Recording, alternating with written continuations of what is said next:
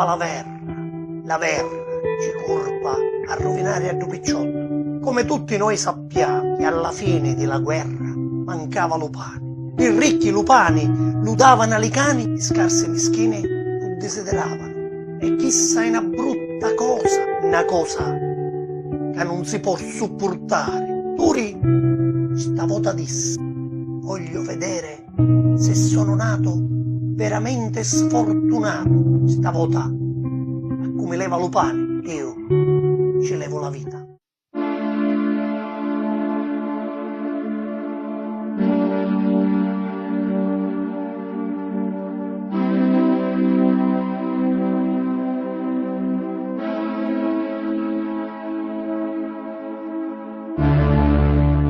Quest'intenzione partiu e armato sinnio d'una pistola a portata di mano.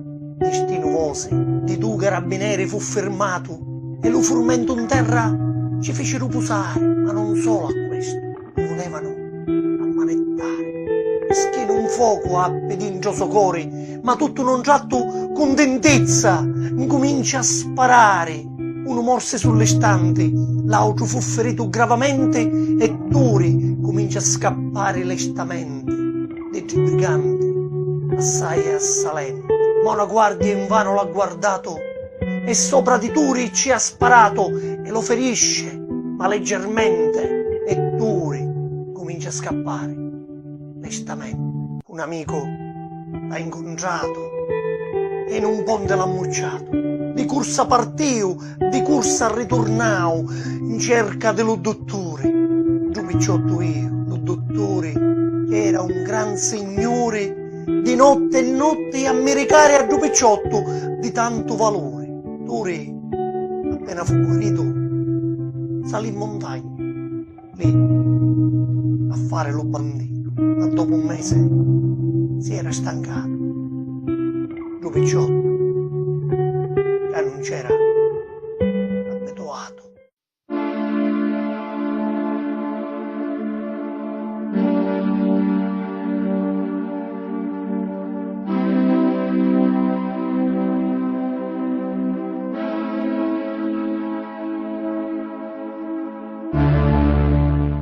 Torna a casa e voi ve lo immaginate? Quando la madre vede tornare a suo figlio: figlio mio bello, perché ti sei rovinato, figlio mio?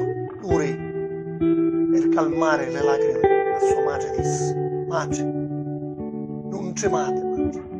Vuol dire che il mio destino è stato questo, madre. Piuttosto, madre, sento fame, preparami da mangiare. E mentre che Turi mangiava, un rumore strano sentì intorno alla casa. Pace, disse Turi, affacciate, sento un rumore strano, un rumore che non mi piace, pace. Affacciate. Pace s'affaccia alla finestra e vede la casa circondata della legge.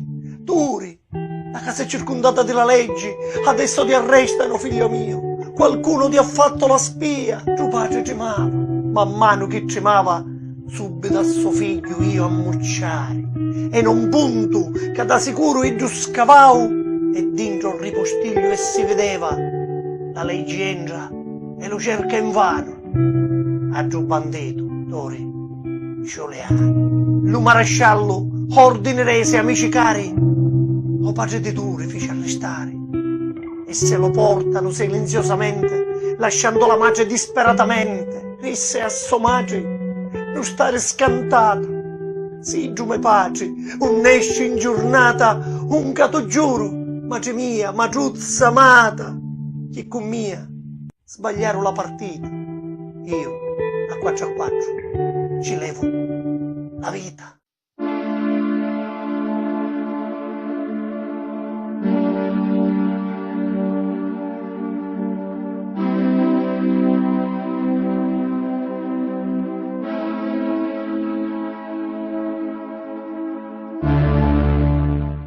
La parola di Turi era una: salì in montagna. 24 ore sono passate e scese nuovamente in paese per informarsi che suo padre ancora non era uscito. E s'ammuccia, non punto oscuro, Iddu s'ammucciau di nerve e di coraggio, iddu si armau e dopo un quarto d'ora che aspettau, due carabinieri in servizio nisceva, piglia la mira, pam! E tira lo grilletto. E a tutte l'ore ci sbucava lo petto. E un biglietto in terra ce lassau, Tori Giuliano, fu, l'ammazzau, Tori Giuliano, fu, l'ammazzau. Tutti i delinquenti del paese che leggevano quel biglietto, 2 oggi, 2 domani, 2 dopodomani, la banda si fece.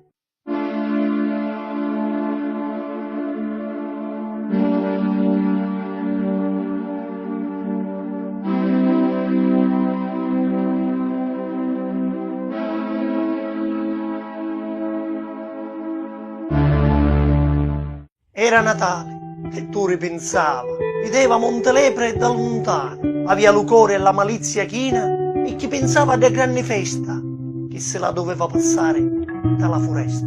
Raduna i suoi uomini, dunque ragazzi, è la festa di Natale e noi la dobbiamo passare in paese, perché oggi siamo tutti vivi, domani possiamo essere tutti morti. Oggi siamo tutti liberi, domani possiamo essere tutti in galera. Allora tutti in paese. Ma mentre che Turi radunava i banditi in montagna, il maresciallo radunava i carabinieri in caserma.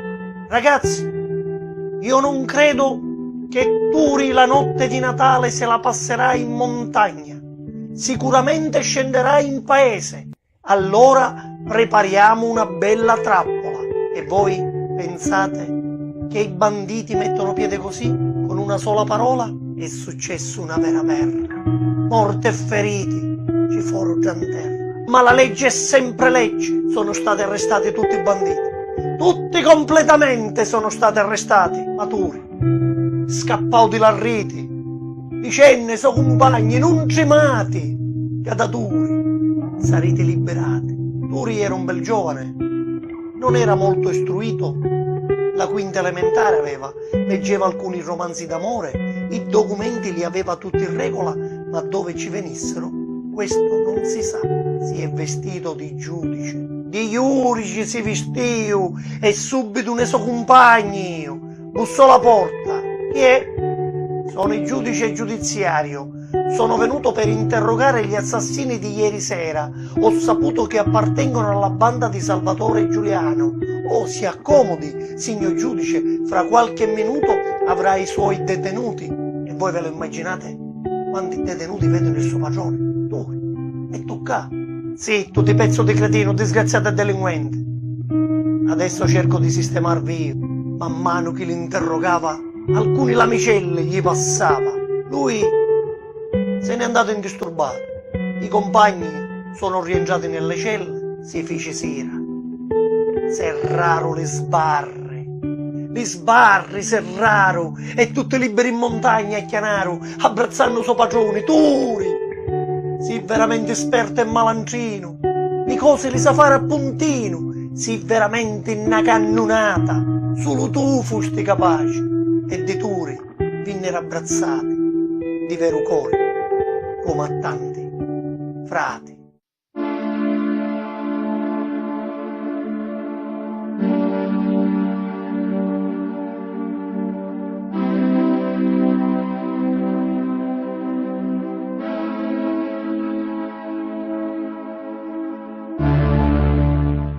Io vi ho detto che vi liberavo e vi ho liberato, ma questo non conta. Quello che conta, incominciando da domani, dobbiamo fare cose pregiate. Quali sono queste cose pregiate? Che tutti i ricchi del paese devono piangere. Alla contessa iddo io. E con nome fino si ci presentavo. Buongiorno, signora contessa. Sono Salvatore Giuliano e la contessa, col solo nome, svenì. Tu riprese il suo mantello e gli mandò una boccata d'aria e la contessa rivenne. Tu ridisse alla contessa, apri la cassaforte e dammi tutti i tuoi gioielli. La contessa aprì la cassaforte e gli diede tutto ciò che possedeva. Mentre Turi stava per andarsene, vide un romanzo d'amore e se lo prende dicendo alla contessa una faccia tosta, me lo prendo, me lo leggo e glielo mando per posta. E la contessa subito gridò che vi potessero ammazzare, e Turi gli disse signora contessa, le mie spalle sono guardate, s'affaccia allo balcone. La contessa allo balcone s'affacciava e 40 uomini contavo e subito Turi la salutavo. Arrivederci signora contessa, ci rivediamo. Turi e i suoi picciotti salirono in montagna a festeggiare il gran colpo della contessa. Turi si guardava sempre tra i picciotti e vide che un picciotto scese in paese nascostemente e lo capì. Allora Turi s'ammucciò a 100 metri di la caserma, aspettando con ansia a due picciotto. Il picciotto della caserma sciò e subito a Turi che usciò, si inginocchiò ai piedi di Turi, ma lui non ebbe pietà e gli disse: io ciò che dico lo faccio. E un colpo di fucile gli tirò e a terra lo lasciò, e un biglietto in terra ce lassò, morse per fare la spia, morse per fare la spia. Tra i tanti giornalisti che salirono in montagna a fotografare il morto c'era una bellissima giornalista americana che si era proprio innamorata di Salvatore Giuliano e gli costò la vita, e gli costò la vita.